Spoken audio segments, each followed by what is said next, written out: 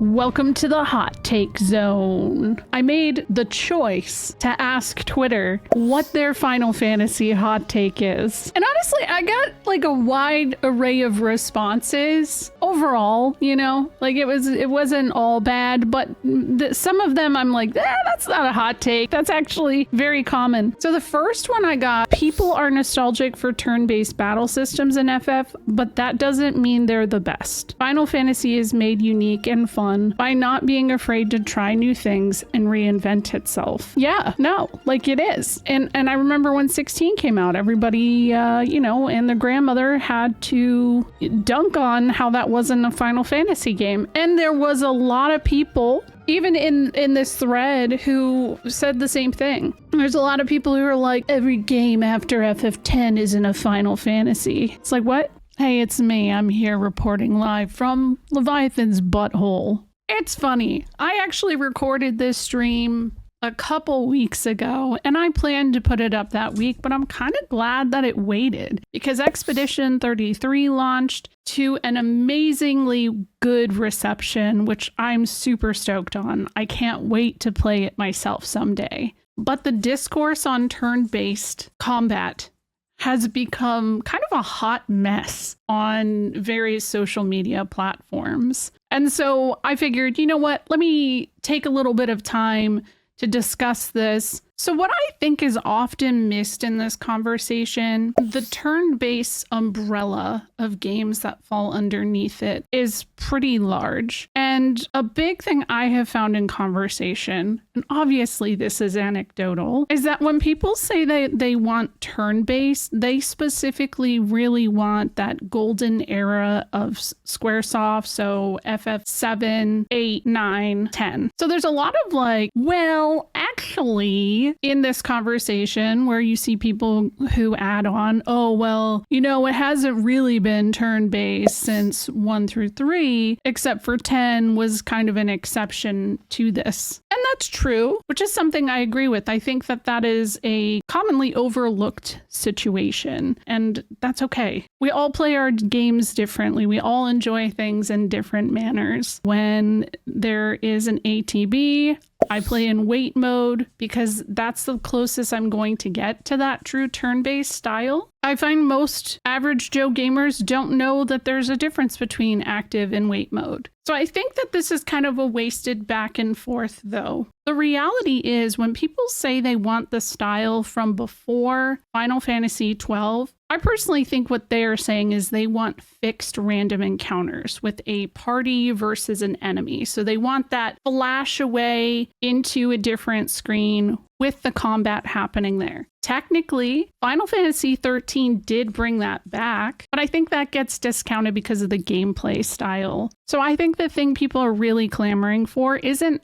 actually the turn-based aspect as much as having the fights be contained. And I get it because in some of the newer titles and even most action RPGs, I get overwhelmed by just the sense of openness sometimes. I kind of like things being contained. I also really like in games like Star Ocean, you can choose to encounter the monster on the map and then it takes you into that contained screen. But yeah, since that's a really hot topic, I think it's really telling to watch people kind of go on and on right now about how turn-based is back. In my opinion, it's been back since 2016. It really only went away from like 2009 until 2016. And even then, there were plenty of really great JRPGs or RPGs in general. Most of them were Western RPGs. Most of the JRPGs were on handheld systems, and people just missed out. But also there's a lot of new people to gaming. I am really excited to see Expedition 33 succeed. And I hope that other developers and creators are inspired by this. Because I think there has been way too much of a focus on not the creativity, not having fun, but instead what is going to sell. And I think that a lot of these different companies have been kind of out of touch with what people want. The problem also is with the Final Fantasy fan base is that so many people who like the different genres that the title has tried, that they're not going to 100% land for everything they do. But I guess my hot take is that if they went back to Final Fantasy X-2 style specifically for a battle system, I feel like they would make both sides of the argument happy. Anyways, it's a little stinky in here, so back to the regular hot take zone. In OG7, Sephiroth really doesn't have much presence, and it makes him a fairly uninteresting and non-impactful villain. 10 is the best, and people are slowly starting to figure that out.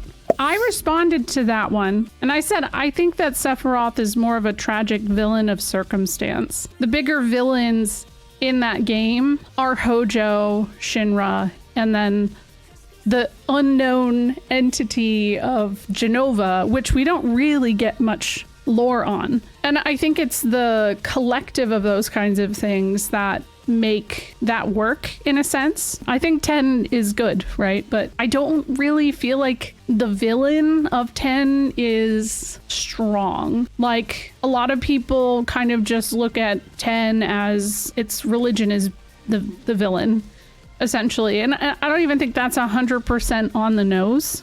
Blind faith, in a sense, is kind of the villain, but I don't think that really works. Seymour is not a good villain. He's just ick. I agree Seph's presence isn't high in OG FF7, but I don't think that distracts from his villain level. Me either, because I feel like he was written to be more of like a horror movie antagonist who's like, you never know when he's gonna show up. The sense of dread that first time that I played FF7, and like you see that blood trail in the Shinra building, is terrifying. Nothing compares. How do you feel about this? This shouldn't be a hot take, but it is. A lot of people think Seymour is very attractive. I don't get it. I just don't get it, guys. His voice, he sounds like Winnie the Pooh. That's it. The hair and chest, his like stomach has like tree, I don't know. I've never understood his design. I feel like Sephiroth is one of the most recognizable in the entire series. But now all I can think of is that time that somebody showed Jeffrey Goldblum a picture of Sephiroth and he was like, there you go. Okay, wow. Well, this is from the fantasy. Whoa. I think this is also why a lot of people don't understand why Sephiroth was showing up so early in the remake, because I think it's supposed to be not so much the party or us, the viewer, seeing it. It's Cloud's mind fucking with him. Yeah, there was a lot of FF7 is overrated takes, and I think instead of saying it's overrated, I think the way that he approaches it is very well. He said Final Fantasy VII is important, but it's not the best Final Fantasy. And that's where you get a lot of people who get personally offended. And that's why I don't think that hot take should be specific, though, to what is and isn't a good game, but I don't know, I feel like it's weird to gatekeep that kind of conversation. What is best is always going to have a personal bias attached to it, and I feel like not everybody has the same experience with the game. Only my biased opinion matters. I can go hotter. The remakes are visually incredible pieces of media, but unnecessary, bloated, and unfun. And the shipping commentary has single-handedly destroyed the meaning of why FF7 is actually good. I have always been baffled. I don't understand how people concern themselves so much on that aspect of FF7 because I've never viewed the game like that. Kain Highwind is a bad character. I said that's a hot one and I actually get it. No, so Kain is iconic visually, but whenever I play FF4, I always have to point out the fact that Kain is not a good friend. And I think that he's used as a plot device far too often. And that's the only reason I could agree with that. I think he has potential to be a really amazing character, but it feels like he doesn't have any kind of like choice. Because it's almost consistent where I'm like, God damn it, Kain, really? Kain might be a victim of bad writing, but isn't a bad character, really. I think that's actually the better assessment of it. Like I said, I get it. I get why someone may not like Kain, but I also think he is one of the more iconic visuals of the game. Maybe Tella, because Spoonie Bard. Retranslation idea of FF4, but the only thing they change is removing all of Kain's dialogue, and suddenly everyone loves him. Dude, silent protagonist. He doesn't say anything anymore, and he suddenly becomes 10 times hotter. And they don't know what he's even thinking anymore, so they're just like, oh, Kain? He's just doing his thing again, I guess. All right, man. He's not being manipulated. He's brooding and mysterious. Yes. Curious how you guys feel about this one. If FF8 came out before 7, people would like it more. I'm not entirely sure. Because the thing about 8 is there are a lot of remnants of what the plans for 7 were. So without 7, I feel like 8 would have probably been a completely different game entirely. You can't get 8 without the existence of 7. And then what would that do for the overall series then? The first 3D game would have an impact. Here's the other thing though. The graphical difference between the cutscenes in FF7 versus 8 it's a big, huge difference overall. In a world where Xenogears with FF7, FF8 was a golden masterpiece bestowed upon all of mankind. I'd like to think that if Xenogears ended up being Final Fantasy VII, though, we would have had a complete disc too. Hell, it would have been like the entire damn story. I don't care for any remakes aside from Final Fantasy II's. Between the original Dawn of Souls and a portion of the novelization book, they have resources and means to take a chance to give a game nobody thought about the true facelift for a new gen to enjoy. Yes. I think that if they were going to remake anything, I am on team remake Final Fantasy II because I think it has a really good story. And as I play through Dawn of Souls, I think you guys might agree. I guess technically with Stranger in Paradise, there was DLC where you fight Mateus. Only reason I understand people complaining about the pixel remasters not getting the extra content, I feel like Dawn of Souls would change so many people's minds on FF2. It's a good story. Depending on how much you like him, this can be a hot take. Vaan should have just been straight up taken out of FF12 for how little he's involved after the halfway point. But I don't think Ash should be the protagonist either. I already have really, really strong opinions on this. Vaan is actually very important to specifically Ash's character development. Without Vaan, Ash very much would have not made the choices she did. She would have taken the Nethicite and done something awful with it. She would have sided with the Acuria, and the story would have ended up completely different. I don't look at Vaan as much as the main character. I think that the main character of Final Fantasy XII is Ivalice. And as much as I love FF12, one of my gripes with it is how little character intermingling there is. FF10 does a really good job at having the characters have little relationships with each other. I don't mean romantic or anything like that, but they'll make comments to each other. It's very, very weird to fight Yzmat and literally no one in the party ever says anything about it. They never say anything. It's so weird. You literally fought something with several million HP and you're not going to talk to each other about it? Anyways, I just think it's an ensemble cast and Vaan is just the starting. Well, actually Rex is the starting point. If Bosch was the main character, he would already know so many of the things. And so the perspective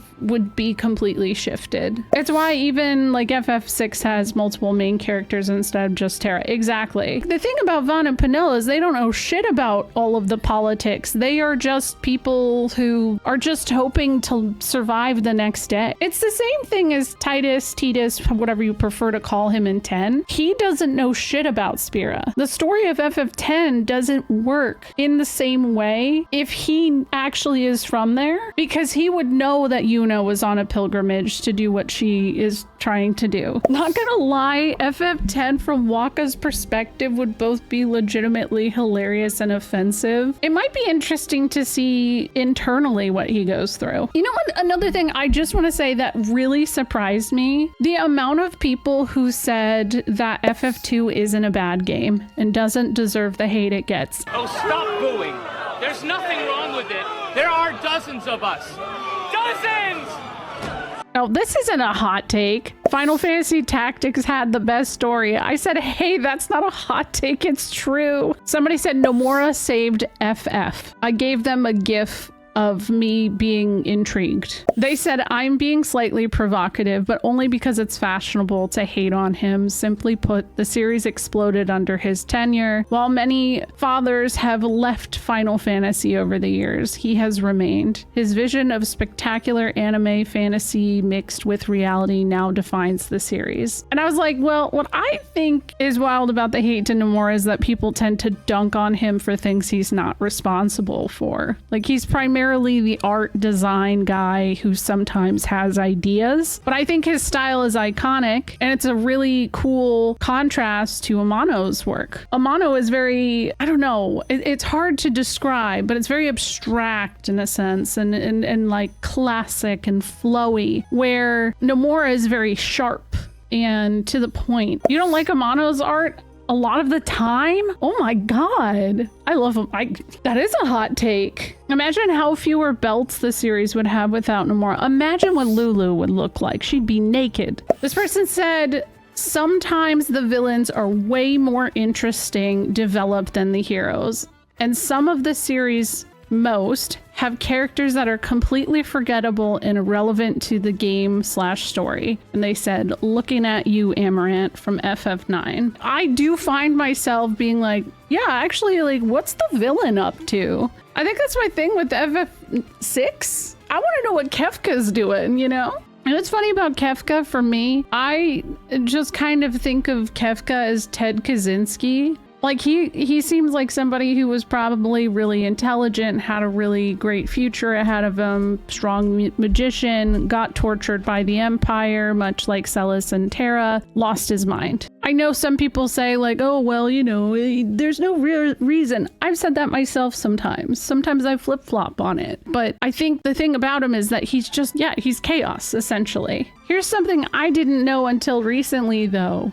As much shit as people give Ted Woosley, apparently he is the one who made Kefka really shine as a character, because he wasn't that way in the original game. He wasn't like telling jokes and stuff like that all the time. Yeah, the son of a submariner. Jill Nabat deserved better. She is way too hot to just be so irrelevant in that game. I bet if I say Jill Nabat, y'all don't know who that is. But okay, if you think Quistis is hot, hold on. You don't let a baddie like this not have more relevance. Why is it all of the baddies with glasses look hot as fuck in this series, but like get no story? Bro, I want to know what she's doing. What is she? Tell me about her. Somebody give me more. I don't know. She's about to read a data log. Baddie derogatory. I don't think this is a hot take. I actually think this is a genius take. I would like to have a protagonist that is an old man. And I said, hell yeah, give me a game where I am Morid or Matoya. I want that game. This is the clear sign of me getting too fucking old, though. What do? What's the plot? I'm just an old man in my hut, waiting for some good coffee, watching airships. It actually sounds delightful. Matoya casts dementia. This one is really funny because I think I made them change their mind. I don't think Versus 13 would have been better than 15, and people need to stop pretending that it's a lost masterpiece like PT. And I said, you're probably right, but what about Stella? And they said, wait, I forgot about Stella. No, I mourn you. That's the only reason I wish that Versus 13 happened. Yeah, we all want a villainess. Oh my God, that's it. The next Final Fantasy has to have a baddie that is an actual baddie. Everyone hates the latest Final Fantasy until a couple years pass and they are misunderstood masterpieces. They are all fantastic. My theory is that every 15 years, everything passes on to the newer games. All of the hate passes on to the newer games. So people are starting to come around on FF13. People have come around on FF12. Anyways, I'm gonna keep collecting hot takes and just we'll have more hot take zone moments for this because there's so many. I'm back in the butthole again. Thanks for watching this if you made it to the end. I've been doing a full replay through of the Final Fantasy series. I just beat Final Fantasy II, and I'm going to be starting Final Fantasy Legend this week. Every Friday is Final Fantasy Friday in this house. If you haven't already, please do the whole like, subscribe, follow, whatever it is that helps support. This is where I live right now. I live inside of Leviathan's butthole. So, you know, it kind of helps a girl out a little bit. Either way, I'll see you next time.